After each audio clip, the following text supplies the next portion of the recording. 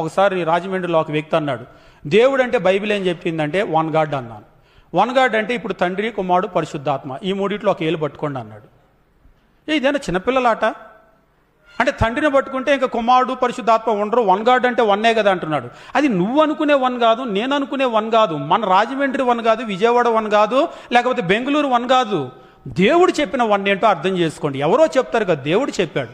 కాబట్టి తండ్రి కుమార ఐక్యత ఎట్లా ఉంది అంటే, మనం అందరం ఎలా ఐక్యంగా ఉండాలి అని ఆయన కోరుకుంటున్నాడో వాళ్ళ ఐక్యతలాగా మన ఐక్యత.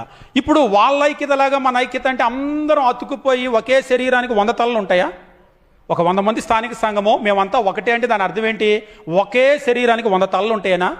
ఎవరి శరీరం వాళ్ళదే, ఎవరి తల వాళ్ళదే, అయినప్పటికీ కూడా మనందరం ఒకటి.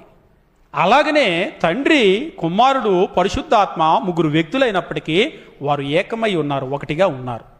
ఈ ఒకటి కనుక అర్థం కాలేదు అంటే ఇక బైబిల్ అంతా కూడా కన్ఫ్యూజనే, ఆరాధన కూడా కన్ఫ్యూజనే. ఎవరికి చేయాలి? ఒక దేవుడికి చేయాలన్నారు కదా, రెండో వాళ్ళు ఎట్లా వచ్చారు? ఆ ఒకటి కనుక అర్థమైంది అనుకోండి, ఇక కన్ఫ్యూజన్ రాదు. క్రొత్త నిబంధనలో ఒకటికి, స్థానిక సంఘం ఒకటి కొన్ని ఉదాహరణలు చెప్తాడు. మన శరీరంలో అనేకమైన అవయవాలు ఉన్నప్పటికీ కూడా శరీరం ఎలాగో ఒకటే ఉందో, ఏకమై ఉందో, ఒకే శరీరము చాలా అవయవాలు.